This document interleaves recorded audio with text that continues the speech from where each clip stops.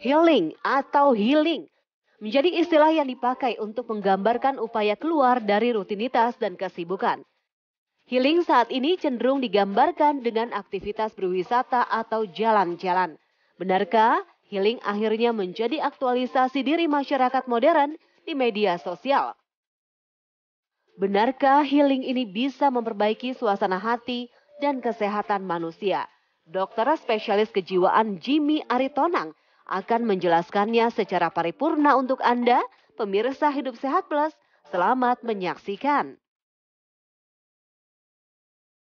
Self-healing adalah suatu proses penyembuhan dari dilakukan sendiri ataupun dengan bantuan profesional untuk menyembuhkan atau menghilangkan trauma ataupun luka batin yang dialami oleh seseorang. Istilah healing itu sekarang lagi booming seperti itu. Nah, healing itu sendiri adalah suatu proses di mana orang itu ingin adanya suatu penyembuhan terhadap dirinya sendiri. Nah, beda dengan self-healing artinya adalah suatu proses di mana dia ingin menyembuhkan dirinya sendiri dari proses luka batin yang dialami oleh seseorang.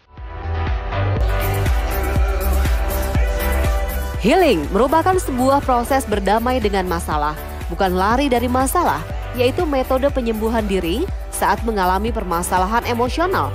Lantas siapa saja yang membutuhkan self-healing ya? Self-healing pasti dibutuhkan semua manusia. Karena kita semua manusia pasti punya beban, punya masalah, punya tekanan dalam mental kita. Orang-orang yang memerlukan ataupun ciri-ciri orang yang membutuhkan self-healing adalah biasanya orang-orang yang mempunyai luka batin atau mempunyai trauma ataupun konflik di masa lalu. Pertama, ciri-cirinya adalah biasanya orangnya lebih sensitif dari biasanya. Jadi orang-orang yang mengalami perubahan perasaan di mana dia sangat sensitif dengan keadaannya. Yang contoh misalnya tiba-tiba menangis padahal biasa aja kejadian keadaan yang dialami seorang. Yang kedua adalah adanya perubahan emosi. Jadi perubahan emosi. Dan yang ketiga bisa juga mengalami namanya perubahan dalam sosial. Misalnya menarik diri, jadi lebih senang menyendiri dibandingkan bersosialisasi dengan teman-temannya. Yang keempat adalah terganggunya produktivitas seseorang ataupun produktivitasnya sehari-hari itu terjadi pengurangan. Misalnya malas bekerja, mulai sering telat bekerja. Dan yang terakhir adalah adanya gangguan-gangguan fisik yang dialami seseorang. Misalnya adalah gangguan tidur, gangguan emah, ataupun gangguan nyeri yang tidak jelas dari mana di mana titik nyerinya dan lain-lain. Itu bisa terjadi pada seseorang yang memang mengalami gangguan trauma ataupun luka batin di masa lalunya. Itulah yang membutuhkan namanya self-healing tadi. Self-healing saat ini digunakan oleh sebagian orang sebagai obat untuk menenangkan mental. Beragam cara pun dilakukan, salah satunya dengan pergi liburan. Lantas apakah pergi berlibur merupakan salah satu teknik self-healing yang tepat? Teknik self-healing yang tepat itu masing-masing individu berbeda-beda. Ada berbagai cara orang bagaimana menghilangkan atau mengurangi kepenatannya, kelelahan mentalnya dengan cara bisa dengan menonton, bisa dengan cara liburan, banyak cara, masing-masing individu beda-beda. Tetapi pada dasarnya intinya adalah apabila seseorang mempunyai suatu luka batin ataupun konflik ataupun trauma di masa lalu, 3 hal yang penting, teknik yang paling baik untuk bisa menyembuhkan atau melupakan ataupun menghilangkan trauma tadi. Yang pertama adalah dengan cara forgiveness ataupun memaafkan siapapun itu, keadaan apapun yang masa lalu itu yang membuat seseorang tersebut terluka ataupun tersakiti. Memaafkan dalam arti memaafkan yang tulus ya. Jadi kalau sudah memaafkan, tidak ada lagi rasa diingat-ingat kembali. Karena apa? Semua masa lalu kita itu disimpan di dalam memori di otak kita. Nah, memori ini akan hilang sendiri apabila memang kita bisa memaafkan dengan tulus keadaan yang masa lalu. Yang kedua adalah dengan cara menerima keadaan tersebut, menerima masalah ataupun trauma yang dialami di masa lalu tersebut, menerima dengan ikhlas. Yang ketiga adalah berdamai dengan masa lalu tersebut. Nah, kalau 3 hal ini dilakukan oleh seseorang, maka saya yakin bahwa emosi seseorang, ketenangan jiwa, mental, pikiran, perasaan seseorang tersebut akan membuat seseorang menjadi lebih baik. Sehingga apa?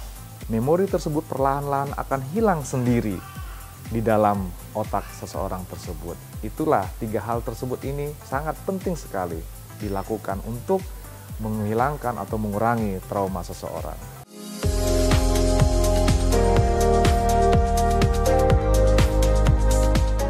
Stres seringkali muncul akibat padatnya aktivitas dan juga deadline.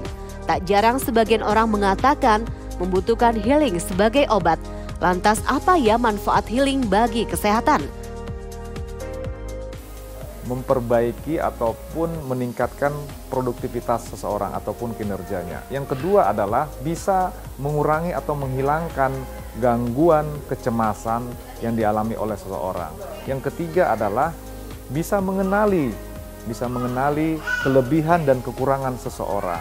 Yang keempat adalah bisa mengetahui ataupun mengendalikan emosi ataupun perasaan dari individu tersebut. Jadi saya kira manfaat self healing itu sangat baik sekali dalam kehidupan sehari-hari karena ini sangat-sangat berhubungan sekali dengan dengan perilaku seseorang, dengan kehidupan sosial seseorang dan sangat mempengaruhi dari mempengaruhi produktivitas seseorang di dalam menjalani hari-harinya. Jadi secara keseluruhan self healing ini sangat bermanfaat sekali buat individu. Sangat baik sekali. Pertama adalah untuk produktivitas seseorang. Yang kedua adalah untuk sosial, dalam kehidupan sosial seseorang, sehingga seseorang tersebut mampu untuk bersosial dengan baik dengan lingkungannya. Yang ketiga adalah seseorang tersebut bisa mengenali dirinya sendiri, baik itu kelebihan dan kekurangannya. Yang keempat, bisa mengurangi atau menghilangkan kecemasan yang dialami oleh seseorang. Yang kelima, membuat seseorang tersebut mampu menjalani hidupnya sehari-hari dengan baik, baik itu dalam bekerja, baik itu dalam bersosialisasi, maupun dalam kesehatan fisik maupun mental.